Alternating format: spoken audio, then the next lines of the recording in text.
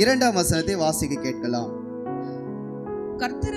கர்த்தருக்கு பரிமள தைலம் பூசி தன் தலைமயிரால் அவருடைய பாதங்களை துடைத்தவள் அந்த மரியாளே. அவளுடைய சகோதரனாகிய லாசரு வியாதியாய் இருந்தான். வேதம் சொல்லுகிறது, லாசரு என்கிற ஒரு மனிதன் இருந்தான். அந்த மனிதன் எப்படிப்பட்டவர் என்று சொன்னால், அவன் ஒரு வியாதி உள்ள ஒரு மனிதன், ஒரு பலவீனமுள்ள மனிதன்.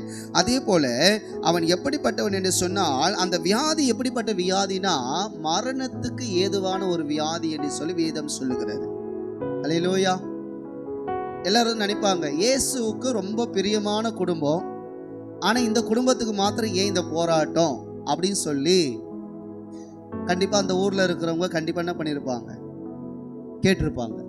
ஏன் இவங்களுக்கு இயேசு தான் இவங்களுக்கு ரொம்ப நெருக்கமாச்சு, ரொம்ப க்ளோஸ் ஆச்சு, இயேசு எல்லாருக்கும் நன்மை செய்கிறாரு, இந்த லாசருக்கு ஒரு நன்மை செய்ய மாட்டாரா அப்படின்னு சொல்லி கண்டிப்பாக கேட்டிருப்பாங்க. ஆனால் ஒரு சில நேரத்தில் தேவன் அற்புதம் செய்கிறதற்கு சில நேரங்களும் சில சூழ்நிலைகளும் அவருக்கு தேவைப்பட்டதாய் காணப்படுகிறது. விசுவாசிக்கிறீங்களா?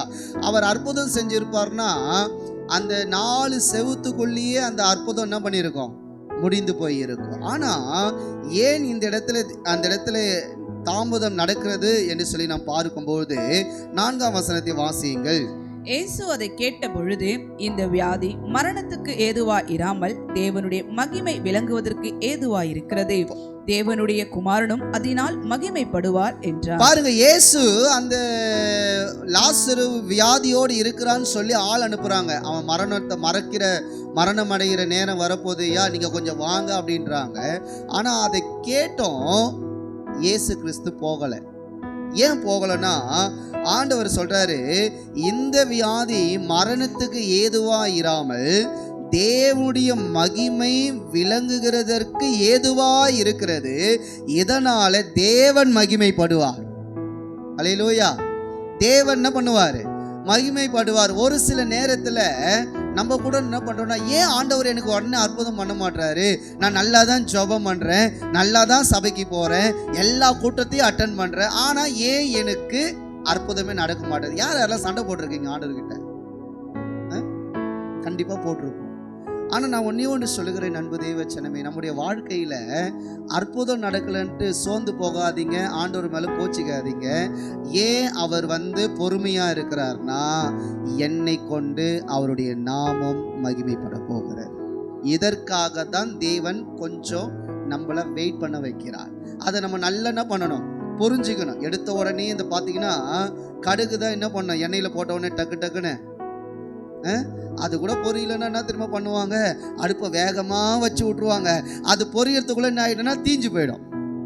கடைசியில் அந்த குழம்பு என்ன ஆகிடும், சாப்பிட முடியாத அளவுக்கு ஆகிடும். நம்முடைய வாழ்க்கையில் கூட தயவு செய்து ஆண்டவர் எனக்கு அதை செய்யலை இதை செய்யலைன்னு சொல்லி முகத்தை உம்முன்னு வச்சுக்கிறது, சர்ச்சுக்கு வந்தால் யாரு கூட பேசாமல் போகிறது, இந்த பழக்கெல்லாம் வச்சுக்கவே கூடாது. அவர் நமக்கு செய்யாமல் யாருக்குங்க செய்ய போகிறாரு? நம்ம அவருடைய பிள்ளைங்க, நிச்சயமாக தேவன் செய்வார். ஆனால் ஒரு சிலர் சொல்லுவாங்க, நான் இந்த வாரம் சர்ச்சுக்கு வந்தேன், எனக்கு ஒன்றுமே நடக்கலை, அதனால் நான் அடுத்த வாரம் என்ன பண்ண மாட்டேன், சர்ச்சுக்கு வந்தாலே செய்ய மாட்டாரு. அப்ப நீ வீட்டில் இருந்தால் உனக்கு அற்புதம் செய்வாரா? தேவன் ஏற்ற நேரத்திலே அற்புதம் செய்வார். விசுவாசிக்கிறீங்களா? அல்லேலூயா.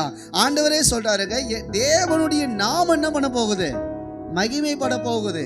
ஒரு சில நேரத்துல ஆண்டவரே சும்மா இருக்க மாட்டாரு. நம்ம எந்த நிலையில, இக்கட்டான நிலையில இருக்கிறோம் என்பதை அவர் பார்த்து அவர் அமைதியா இருக்க மாட்டார்.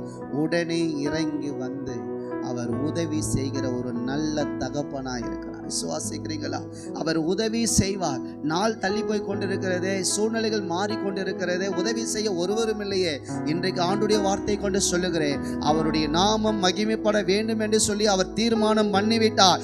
எந்த நொடி பொழுதிலும் இருந்தாலும் தேவனை அதை கொண்டு வந்து நிறுத்த அவர் உண்மை உள்ளவராயிருக்கிறார். விசுவாசிக்கிறவர்கள் கரங்களை தட்டி, ஆண்டவரே, என்னுடைய வாழ்க்கையில எப்பேற்பட்ட நிலையாயிருந்தாலும் நீ செய்ய உண்மை உள்ளவர். அல்லேலூயா.